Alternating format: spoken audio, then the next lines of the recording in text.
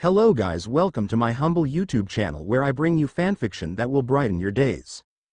Before we start, a subscribe is greatly appreciated, and don't forget to leave a like and ring the bell icon so you won't miss exciting new fanfiction stories. Rimuru x Genshin Impact by SupremeDietyRimuru Chapter 15. Rite of Dissension. After escaping from the abyss by making a portal, I took a deep breath, feeling the fresh air of Teyvat fill my lungs. The abyss had been a nightmarish place, mostly because I was starving there, and after taking in the fresh air, I went to the Knights of Favonius headquarters to explain my disappearance to Jean. Third-person Pav Rimuru opened the door to Jean's office, taking in the sight of her desk piled high with paperwork, a giant jug of coffee beside her, and Jean herself frantically working through the documents. "Jean," Rimuru called out. Jean yelped at the sudden interruption. "Ah, who's there?" She looked up from her paperwork, her eyes widening in surprise. "Rimuru? Where were you?" "Ether and Barahem. Venti got attacked by the Fatui," Jean hastily explained, catching herself before she almost called Venti by his true name, Barbados. Rimuru's eyes narrowed. Venti and Ether got attacked. Maybe that's also why Dottore sent me to the abyss. What motivated the Fatui to attack both of them? Rimuru decided to check on Venti and Ether later, but was more concerned about why they were attacked. "Jean, what exactly happened while I was not here?" Jean sighed, recounting the recent events. Venti and Ether being attacked, Signora's involvement, how both of them didn't suffer any serious injuries, and the delicate situation with the Fatui. "So that's why the Fatui kidnapped me," Rimuru blurted out, realizing that the Fatui might have kidnapped him not only for their experiment, but to create an opportunity for Signora to attack. "Are they cautious of me?" Jean sat there, shocked by Rimuru's revelation. "Two attacks? From the Fatui at once?" she exclaimed before quickly shifting her concerns. "Wait, no, Rimuru, are you all right?" "Well, I guess I have to explain now," Rimuru said, feeling exasperated at having to explain himself because his tongue slipped. "I was taken to the abyss. I guess taken isn't the right word. Well, more like kidnapped. Anyways, the second-ranked Fatui Harbinger was the one who kidnapped me." Jean looked shocked that such a high-ranking Fatui attacked Rimuru, even more so by how casually he was treating it. "Are you?" "Yeah, I'm all right.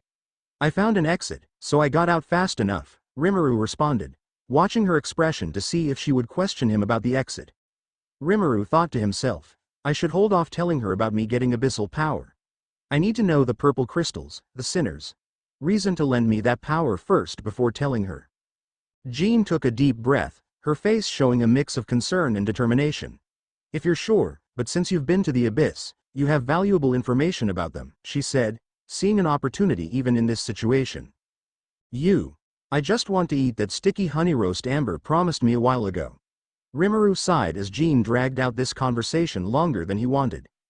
"We need to understand the abyss, and what we're up against. Also, I will bring Diluc. He has his own reasons to be interested in this," Jean instructed, shifting her paperwork, indicating she was just about done questioning him. Rimuru nodded. Got it. I'll come back to your office later when Diluc arrives. Also, good luck dealing with that monstrosity," Rimuru said, quickly turning around to leave Jean's office, as he heard her groan over the paperwork. "At Good Hunter, you got kidnapped?" Paimon yelled in Rimuru's face. After talking with Jean, Rimuru met up with Paimon and Ether, who were having sticky honey roast with Amber, that she promised long ago. "As I suspected, the time in the abyss went slower than here. That's why I am so hungry, but..." Rimuru looks over at Venti, who's happily eating at their dinner table, like he's the one paying for the meal. "Why is he here?" Teyvat to Rimuru. "Hello," Paimon yelled in my ear again. "Well, it's really concerning you got kidnapped by the Fatui," Amber spoke as she winced at Paimon's high-pitched voice yelling.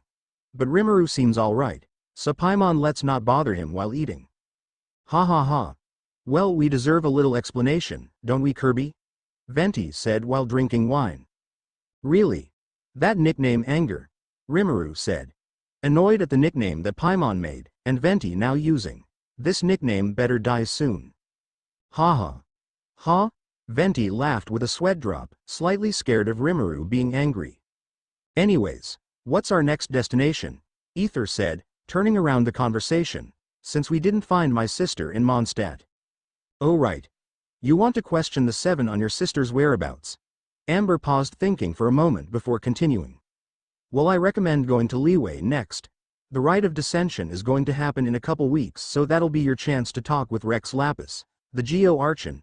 Amber advised the trio on their next destination, though she heard a slight TCH sound coming from Venti when she mentioned Rex Lapis. That seems like a good idea, Rimuru. Ether asked Rimuru for any objections. Fine by me. Rimuru replied to Ether as he took a swig of apple cider. Hey, at least ask Paimon for her opinion. Paimon yelled at Ether loudly, her mouth full of food. Rimuru chuckles as Ether is also getting bothered by Paimon, and not just him. Pissed, Rimuru? Venti whispered towards Rimuru, to which he turned to him.